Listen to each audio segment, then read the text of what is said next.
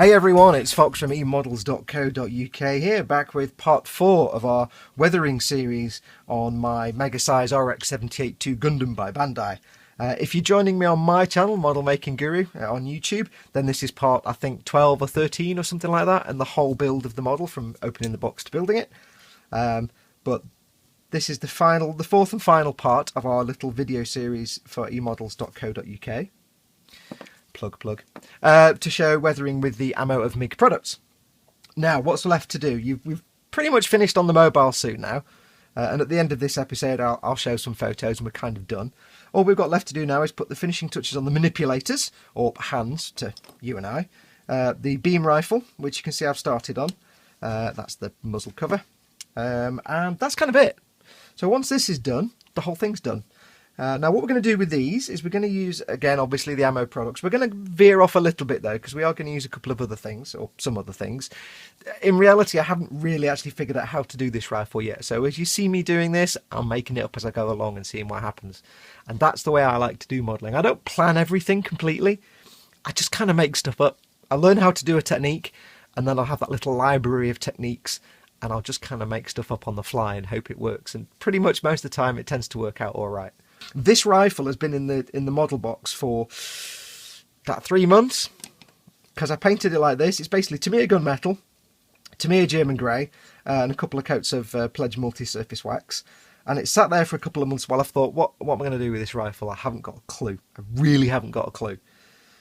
I thought of different colours, I thought of how to weather it, and my brain, you know when you try and think of something, you've got a choice to make, and your brain just goes, pah, and then you can't make a decision because you're like a rabbit in the headlights. This is what this rifle's been for the last few months. So I bit the bullet and said, you know what, I'm just going to go with the 3 or 4 things I know how to do. Bam, we'll see what happens. Bish, bosh, bash. I can't believe I just said bish, bosh, bash. Wow, how London. Bob's your uncle, done, we'll see what happens. So, we are going to be using, as I said, the ammo products. We are going to veer off a little bit though, and we're going to use my favourite paint in the whole world. MiG 502 Abteilung Starship Filth. Right, now, before we get going, I obviously need to answer the question that I get asked all the time. Where the heck do I get 502 Abteilung Starship Filth, it being the best paint in the world? Well, my good friends at emodels.co.uk, who this film is being made for, do actually stock it. I think they might be out of stock at the moment. Now, the problem with 502 Starship Filth, it's a really good universal colour. It's the best colour in the world. It's an oil paint, and you can use it for panel lining, for darkening, for tinting, everything. I use it all the time. As far as I can tell,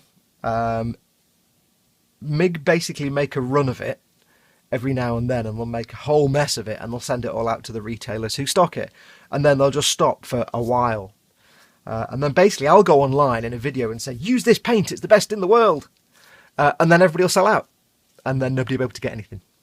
So I think pretty much everywhere is, again, as it was a few months ago, sold out now. I think eModels haven't got any left in stock. Hunt around. You might find it on other websites that aren't retailers for model making, that are named after perhaps large South American rivers, but you're going to get gouged on price. So my best advice is keep popping into eModels website, have a look and see. It will come back in stock when MiG makes more and sends it all out, so it's worth getting. If you can't get any, and it can be some months between production, as far as I can tell, I am told, now I've never tried this, but I am told you can make a reasonable facsimile using standard artist soil, a colour called Payne's Grey and a colour called Burnt Sienna. You might be able to mix them together to get something similar, but I don't know, I've never tried it, I've never had to. So yeah, keep popping into eModels website. When it does come back into stock, grab yourself as many tubes as you can, because each tube will last you a good year or more. But once they're out of stock, they're out of stock. So grab as many as you can. So we have the beam rifle. So what we're going to do is get our Starship Filth, and the first thing we're going to do is a gunk wash on the manipulators and on this. I'm going to do it on this grey part as well. Now, if you've seen any of my videos before, you'll know what a gunk wash is. But if you haven't, I fully recommend you do. I've filmed other things for eModels, so go to eModels YouTube channel and watch the Viper build or the Drebin Striker, or go to my channel and watch all the things. Gunk wash is basically, you'll take an oil paint, and just assume for this, keep this video short, I'm not going to get into it, but it has to be an oil paint. Take an oil paint, cover the piece completely, rub the oil paint off. It stays in the grooves, it stays in the recesses, and it tints the piece, and it looks brilliant. So what we're going to use is some Starship Filth, and we're going to gunk wash all our parts. So let me go and get set up, and when we come back, I will start the gunk washing process. Back in a moment. Okay, so let's get on with this gunk wash. So we have our beam rifle, we have our Starship Filth, Starship and Filthen Gefahrten. One other thing we'll need, a clean cloth or old t-shirt. This isn't actually clean, it's got loads of other oil paint. I use it for my gunk washing. But basically a cloth or t-shirt, something that's not fluffy and going to put loads of crap all over your model basically. Right, so take our Starship and Filthen Gefahrten, and this couldn't be simpler. Really couldn't be simpler. What we're going to do is take an old brush, not a nice brush, doesn't have to be super spiffy. It's going to get battered anyway, and this is the one I use for gunk washing. So we're going to take a bit of oil paint, and this is the rare occasion when you can take paint straight from the tube, because you're not going to be mixing any other colours in. And this is what you do. You go like this. You just slap it on. This is a gunk wash. This is as complicated as this gets. You literally slapping paint, oil paint, has to be oil paint, all over the model. Now ideally you want to do a gloss coat before you do the gunk wash, purely because, as many of you'll know because I've said it many times before, a gloss coat gives you a smooth surface. A matte coat gives you a microscopically rough surface. If you use a gloss coat, the paint will collect in all the little nooks and crannies, but it will also be easier to remove from the flat surfaces. So it's not going to stain and tint the piece as much as a rough surface would. If you've got a rough matte varnish surface on there, then the paint's going to collect in all the little tiny pits in the surface, and it's going to be harder to remove, so you'll get more of a staining effect. Neither is wrong, it depends what effect you want to get out. Now I want to obviously tint it a little bit, but I want most of the effect to be panel lining and recesses, so that's why I'm using a gloss varnish. Plus when you rub this off, this is supposed to be a sort of shiny gun, so when you rub this off you'll still have some shiny areas, and that's what I want to try and maintain really. Let's do this side. And hopefully as this goes on it should also stop my camera freaking out with the white balance. It's the downside of reflective surfaces. Now the trick with this is wear gloves, because this is a very messy process and you will get covered in paint, and if you don't get paint on your elbow at some point, because you will, then you're not doing it right. You've got to end up with everything you can possibly imagine covered in oil paint. Get in. You might have to work it in some of the little recesses, because it doesn't particularly want to go into them straight away. And you can use any brush for this. I say just make sure it's an old brush. If you've got parts that rotate like that, just make sure you get paint on the inside as well.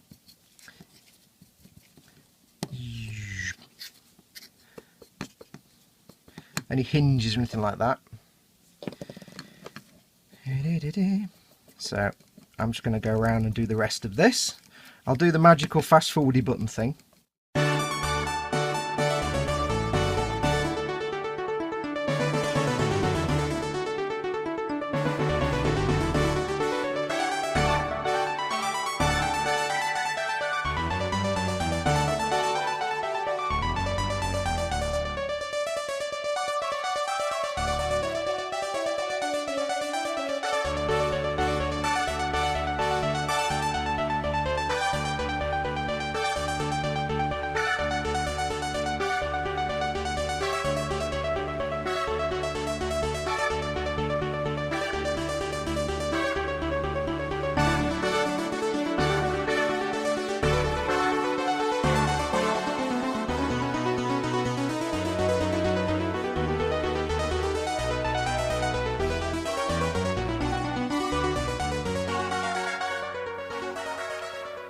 Right, so as you can see everything is now gunked, the rifle and all the manipulators and the muzzle.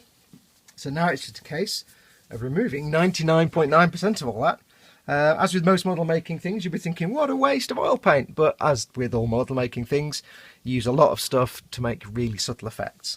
So I've got my old t-shirt. I've zoomed out a bit so you can see with your eyes. And this is all you do. You get your t-shirt. I've got my hand in there. And you just very gently rub.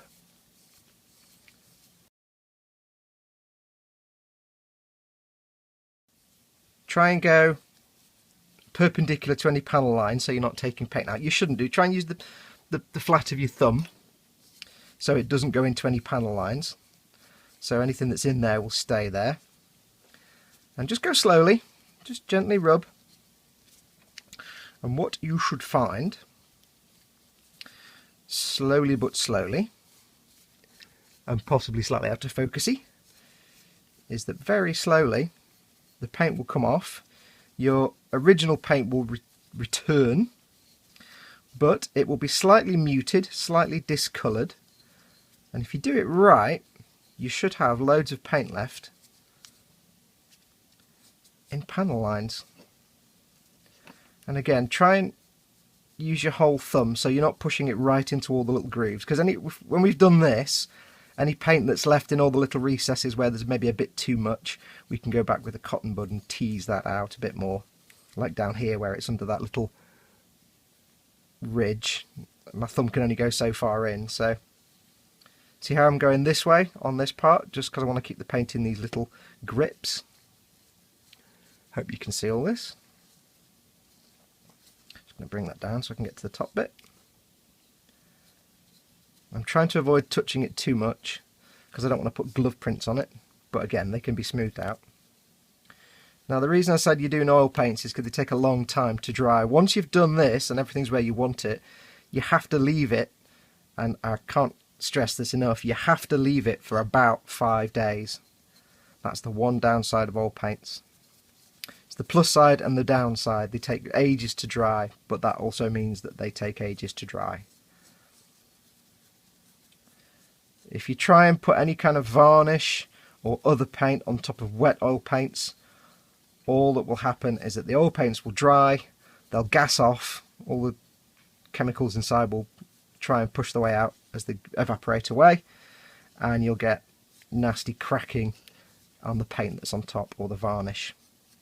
So before you put anything else on top, you must make sure your oil paints have had long enough to dry. And I would recommend for a gunk wash about 5 days. After about 5 days, just try it with a cotton bud or your fingertip.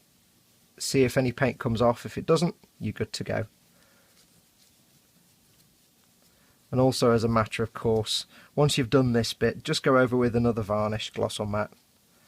Well, you don't have to, but it's not a bad idea. Just to protect it so that as you do other things, you don't risk dislodging any paint that perhaps hasn't fully cured. So, we are kind of looking a bit more cool now. Use both hands a bit quicker. And as with most things I do, as I always say, it's a very subtle effect sometimes. Sometimes it can be really obvious. On metallics it can be a wonderful subtle effect. Just to give a hint of dirt and tint and discoloration. It's a very quick way of weathering a model. If you're building a Gumpler and you don't intend on painting it, you're just snapping it together because they're pre-coloured, you could just do a gunk wash just to give some weathering. If you're not particularly skilled or don't want to get into painting and full weathering, you could just gunk wash the model without painting it first, and that will just give it some nice shading. I've actually shown that in a video on my channel, how to very easily weather an unpainted Gumpler. And this can be used on any kind of model, not just Gumpler. It's a useful technique. It's a very quick and easy technique, but it's also, you've then got the drying time. So that's just about done. There's a few little bits like in here where I'll go in and I'll possibly just gently rub it with a cotton bud, just to reduce it a little bit. But as you can see, we've still got the shine, although it's a little bit more muted. So it's a little bit more, looks less like a gloss varnish and more like shiny metal. We've got some nice shadowing and tinting in all the little recesses. And we've got some tinting in here, some shadowing in all the little crooks and nannies. I'll need to go in under here and around here and places with a cotton bud just to even it out. I'll do a manipulator just to show you. This should be a lot easier. Now I can't remember if I actually went over these with some of the Panaline wash, the blue-black Panaline wash. I may have done, but it doesn't do any harm. See, this is a lot quicker because it's a much simpler form. I can get the t-shirt in there and work into the palm. And what you should see is hopefully the paint comes off all the raised surfaces but stays in all the little recessed areas and just gives it some shading, some depth, some dirt, but it's also like a kind of post shading.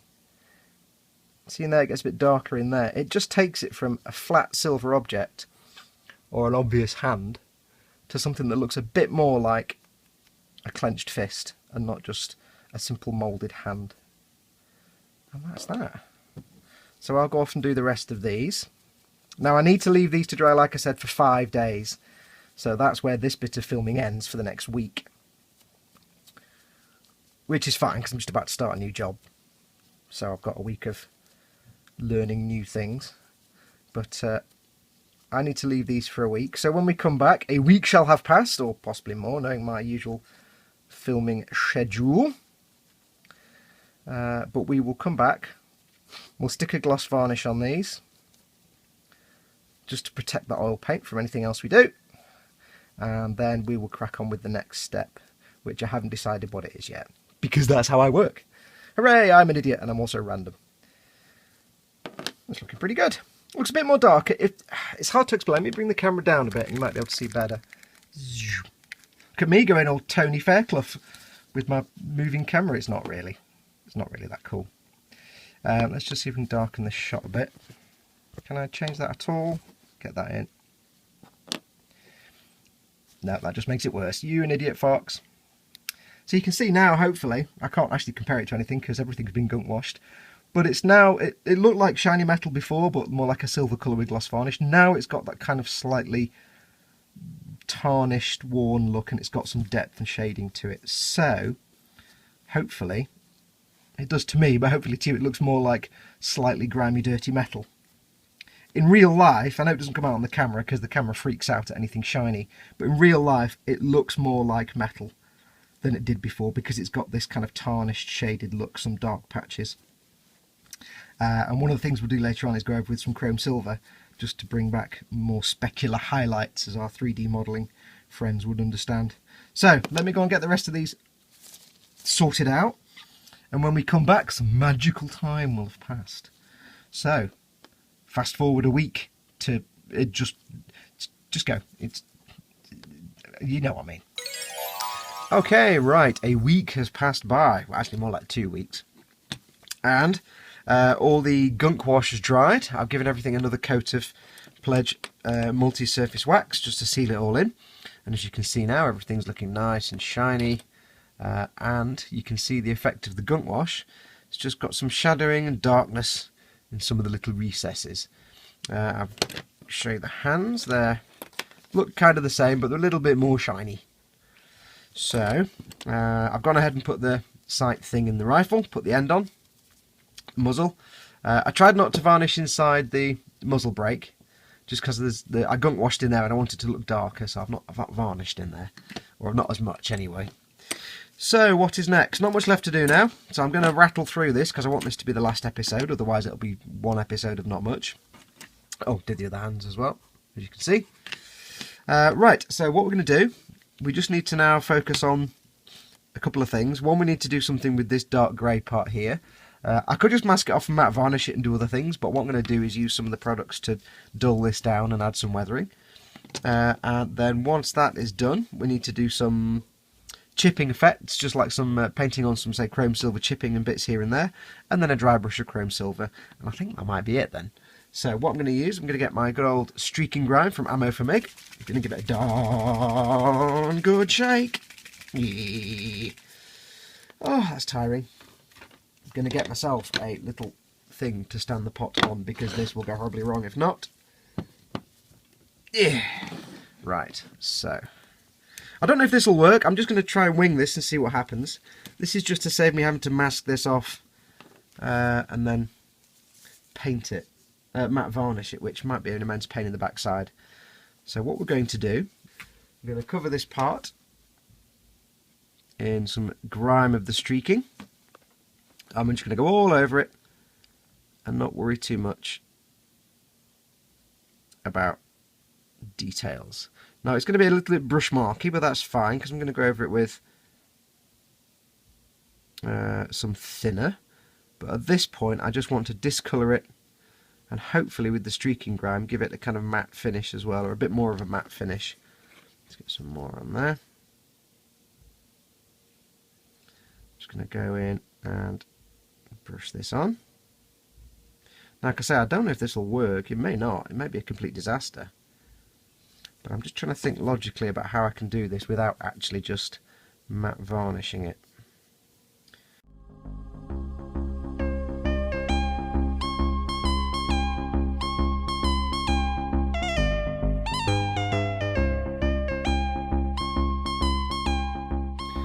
So I'm going to leave that to somehow dry for a few minutes, and then when we come back we'll see what magic we can work with the thinner. So back in a moment.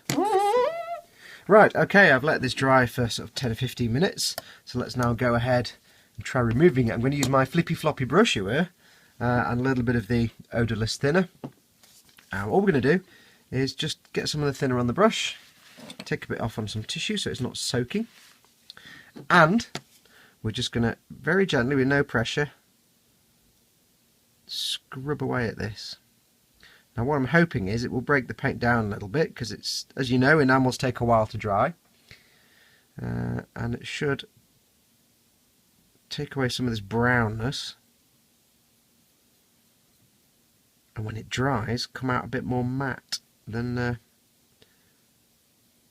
it was. So get some more paint off, get some more thinner. That may take a little while. This may of course go horribly wrong, I don't know. I've never tried using streaking grime like this before. So let's just work some of that. Get some more thinner off and thinner on.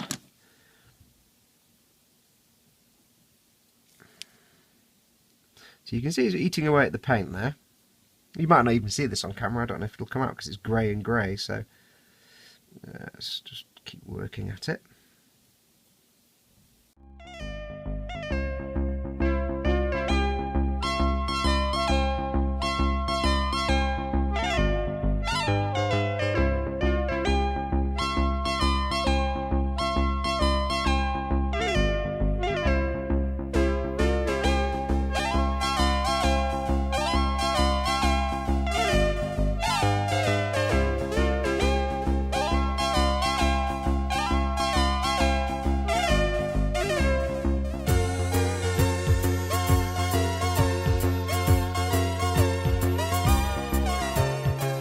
Right, so that is now done.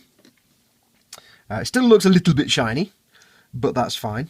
You can see now though it's got a nice browny mushroomy tinge to it, which looks quite pleasant, I have to say. It's not streaky because I've fluffed it with that dry brush, and it looks naturally weathered. So there's still more to do on that, but I need to now let that dry overnight before I can do anything else with it. But that's kind of the effect I was going for. Okie dokie, right, so this is still drying. It's only been about 20 minutes since I last did that. So that's drying, so we need to leave that for 24 hours to dry. So the next step is the chipping. Now you may be thinking, well, this is just bare metal, so why would it have chipping? Well, that's kind of the reason I did the gunk wash on the gunmetal and the chrome silver, is to darken it so that I can do chipping on the top.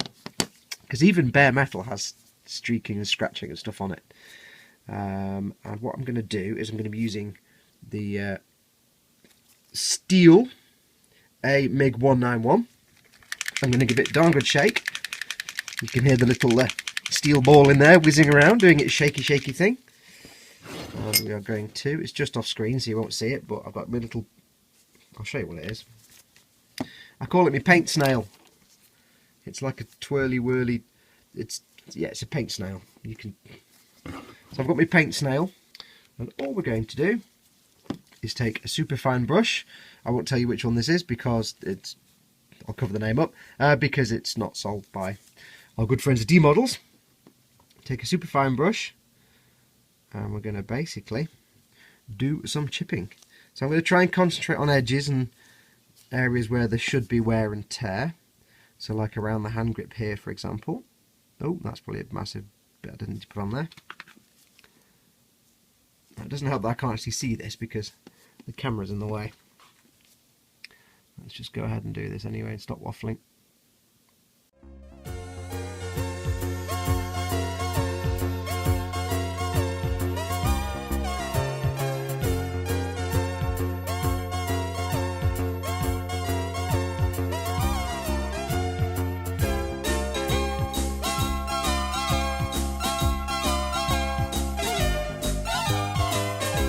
Okie dokie, right, and we're back. Okay, all the chipping has now been done.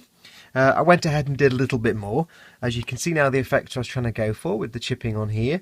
On all the gunmetal parts, these silver parts, the chipping was done with steel MiG-191, like I said. I also then did some chipping on this German grey part. For that, I mixed together, if I can find them, some MiG-212 silver grey. I don't know if you can read that, it's probably bleached out by the camera. And some Tamiya flat black XF1, just to darken this. This is quite a good chipping colour, but because German grey is dark, I thought it'd be a bit too bright, so I put a little tiny bit of black into it, into the mixing snail, and just dotted it around the edges. And you can see now the kind of effect I was going for with the chipping. As always, when you're doing chipping, keep in mind the size of a person's head relative to the rest of the model. While I had the steel out, I also quickly touched in these little bits here, just inside the centre of the gun. This is looking a lot more matte now, so I'm quite happy with that. So what is next? Next is, very quickly, we're going to do some dry brushing. I don't know why I said it like that. With some Tamiya X11. So I'm going to give it a darn good shake, as always. You have to shake this stuff. There's not much left in this pot, so I have to shake it really hard. We're going to get a little bit of tissue, kitchen tissue, or whatever tissue you've got. Make sure it's not fluffy tissue. Got this from Aldi. It was about 3p or something. It's like 5,000 miles of tissue, so yeah, Aldi's quite good for tissue. We're going to need a dry brushing brush of dry brushing. Let me see if I can find that. Okay, so we have our dry brushing. Flat edge, chisel edge, and reasonably soft. So nothing too harsh. I know this tissue's probably throwing the white balance out now. And we've got our chrome silver. What we're going to do, we're going to go chrome silver over everything, even over well, should we do the German grey bits? Maybe not, actually. I might do some inside here. I want this to look a bit more like mechanical. You can see how the streaking grimes browned up the edges. I hope you can see that in here. But we're going to go a bit more mechanical. Let's see the other side. There's the other side, you see. Similar chipping. Right, so we're going to get the chrome silver. Lovely. I do like this colour. You know how we do dry brushing. Get your brush, get it in the paint, load it up, run it on the side just to get some paint in the bristles, and then take most of that off on the tissue. Now I want this to be really subtle. The idea of this coat is to just kind of blend the chips together a little bit so they're not just like bright chips on a darker surface, because then it's a bit obvious. So all we're going to do is we're going to basically go around the edges, and I've taken most of the paint off, but we're going to go around the edges and kind of highlight those. And what I'll try and do as well is just catch some of it on the flat surfaces, so it might have some lighter areas. It'll make some lighter patches and patchy areas. I can just work it in because I've got so little paint on the brush. I can kind of just dot it in. So like here where this panel line is here, don't know if you'll see that because of the lighting. I can just dot it here, just gently touch it to there, because there's so little paint it will just fade and blend those chips a little bit. Run it over this part. Now because I'm painting a silver colour on a silver colour with silver coloured chips, it's not going to be the most obvious dry brush ever, but what I'm hoping and what I think is happening is that if, I don't know if I say if it'll come out on camera, but the idea is that the gunmetal parts are a kind of darker colour, and the chrome silver and the steel that I painted the chips with is a nice brighter shiny colour. So the idea is that you won't necessarily be a big change in colour, but your eye, the edges will just be caught by your eye and you'll see those little bits of shine. So that's what I'm doing. I'm just going to get some more paint.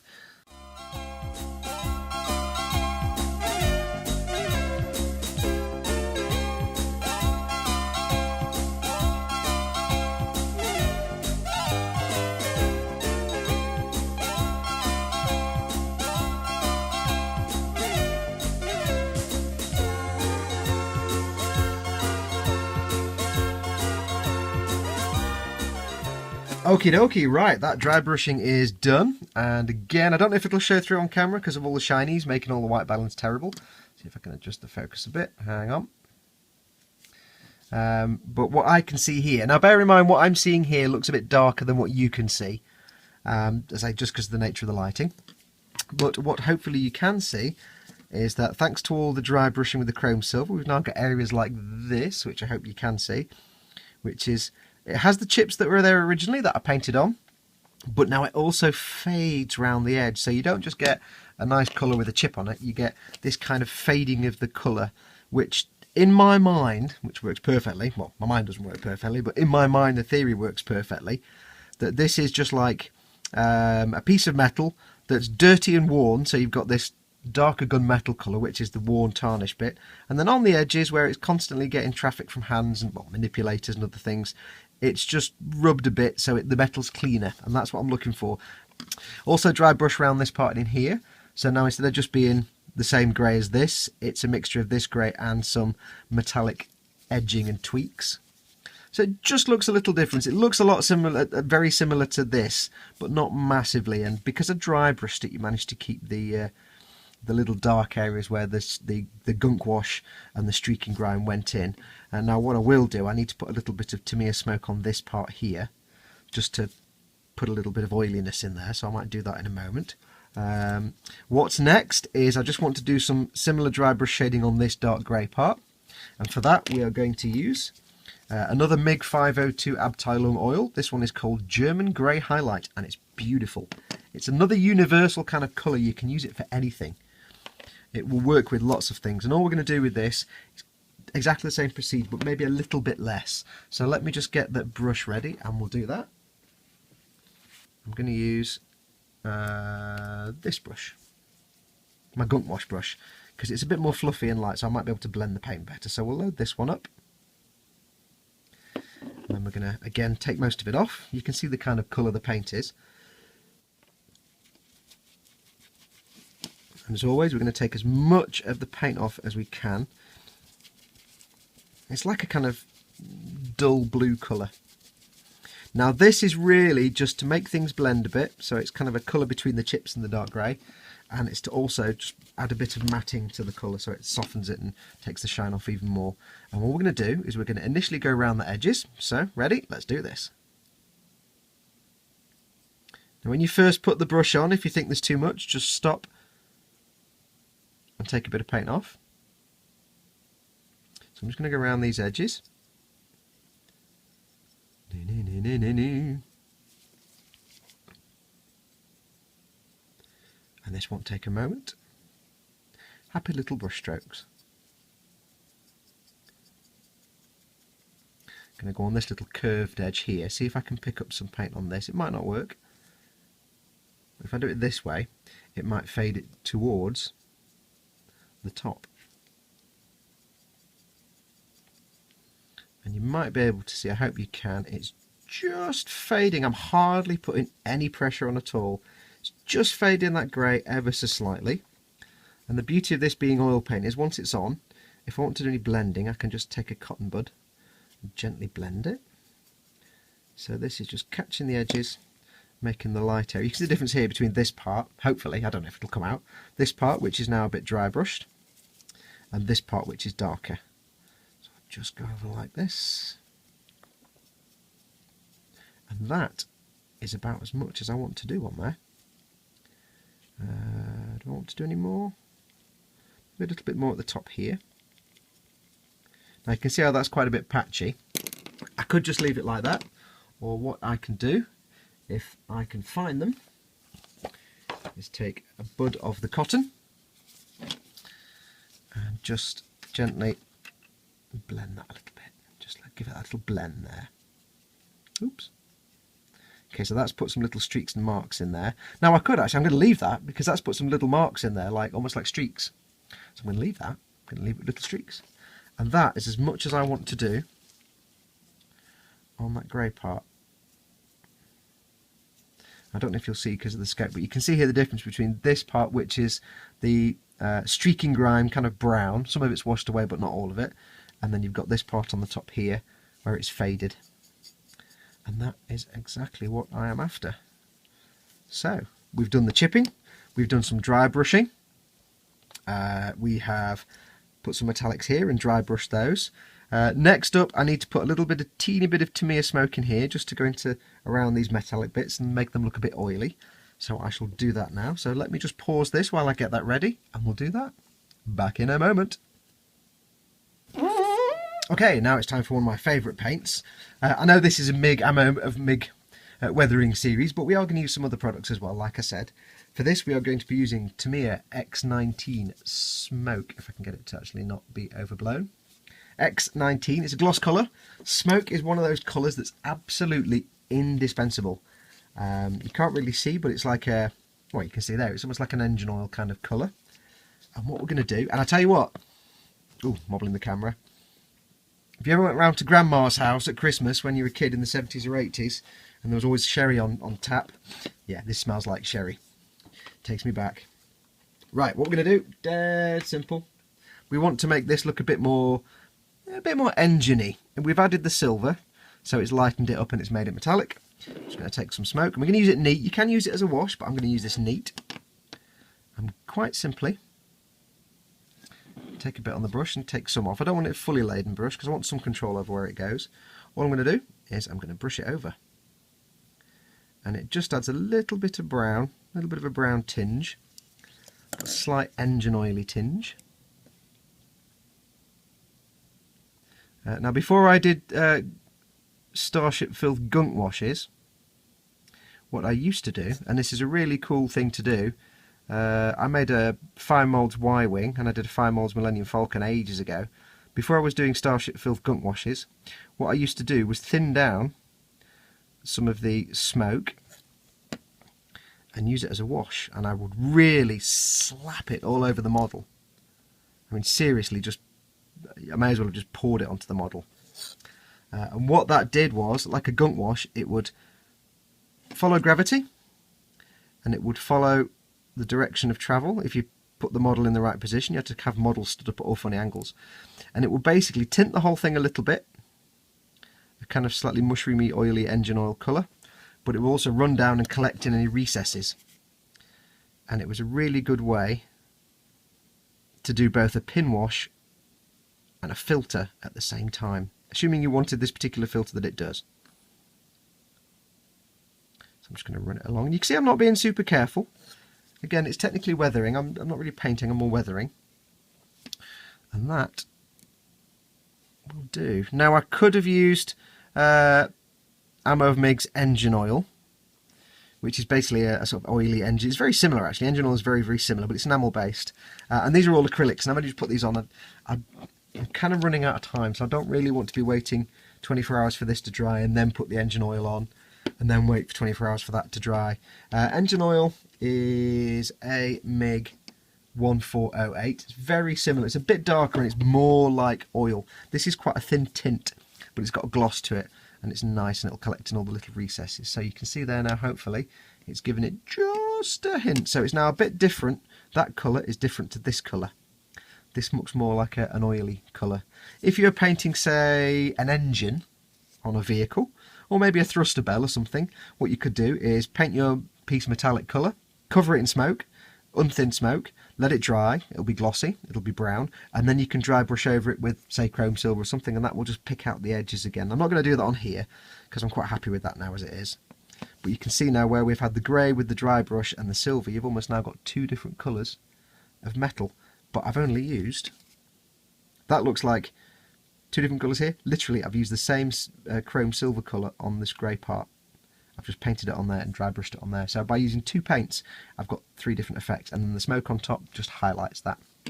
So that is now done. That is all we're going to need to do to that. So I will clean my brush off. I'm not going to do anything more to the manipulators because I'm quite happy with those as they are.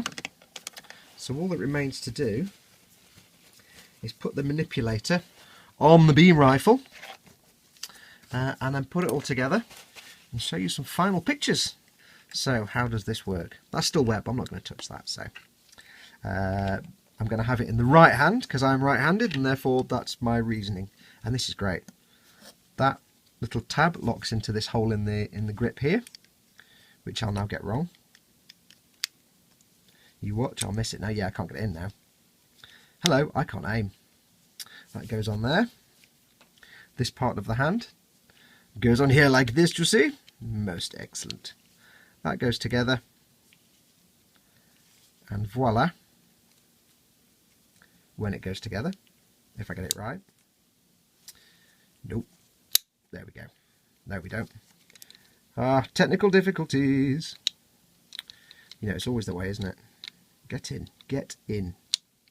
Are you going to just behave and get in or what? Or what? There we go. Now we have the hand holding the beam rifle. Because I've not done much more on this, I've not done any smoke or anything like that, it's a slightly different tone to the gun, which I really like. So, gun is done. Manipulators are done. Mobile suit is done. So all that remains now is to put this on the kit, and let's see how we did. Okie dokie, right, everything is now done, so it's time for the final reveal. But before I do, I want to do the close down for this, the thank yous and the go along twos. Thank you so much to the guys at emodels.co.uk for supplying the ammo of MIG products. They are absolutely, and here's my considered opinion after testing these out, absolutely fantastic.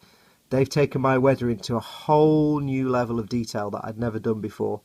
You know, from the enamel products like the streaking grimes to the powders and pigments to the paints themselves, just absolute joy to use. So yeah, I'm a convert. I'm going to be using these from now on, and in fact my next 2 projects are definitely going to use the ammo of MIG products. So go along to emodels.co.uk. I personally think it's the best online model store in the UK. Go along, get yourself some of these ammo of MIG products, whether it's paints or some of the weathering products. They're absolutely brilliant, and you won't look back. Whether you make planes, tanks, cars, gunpla, whatever you make, they're just going to take you to a whole new level. So again, thank you to the guys at eModels. Absolutely outstanding. Go along to their Facebook page as well, facebook.com/eModelsLTD. It's a fantastic group. Post up pictures of your stuff, look at work other people's done, and stay in the loop for stuff that's coming into stock and things that are coming soon. It's the best way. It's a great little community. So go along and post your work. And just go and spend some money in their shop. It is an absolutely brilliant online store. Go now. Well, don't go now because you've got pictures to look at. But when you finish this video, just go and spend money with them. Thank you to all of you as well who've watched this. Both folks on my channel who've watched the whole build, and you viewers on the eModels YouTube channel who've just come along for this weathering section. Thank you so much for watching. It's been an absolute blast. I love you all. But go along, you know, check out more of eModels YouTube videos. Builds by Tony, who's building his Yamaha something or other doobie-doo what's it motorbike. I don't do motorbikes. And his Jimmy Bike Rider figure, who I can't remember his name of.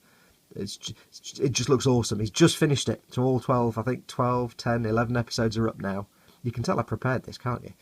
Go along and check that out. And also Ted Hawksworth, who's building his tank the size of basically Arizona. His Panzer, which is absolutely gorgeous. Both of those are stunning builds, and they're both very talented builders. So go along and check those out. And last of all, check out my channel, youtube.com/ no, it's not. Actually, that's the wrong address. No, it is the right address. I'm talking rubbish. I'll stop now. I'm on YouTube, just under modelmaking.guru, all one word. Go and check my stuff out as well. But anyway, enough waffle. Let's cut to the chase. Thank you so much for watching. I hope you've learned something. Feel free to put comments on this video on the YouTube channel or on mine. If you've got any questions, just ask and I'll be happy to help you out. But let's just cut to the chase and get to the reveal.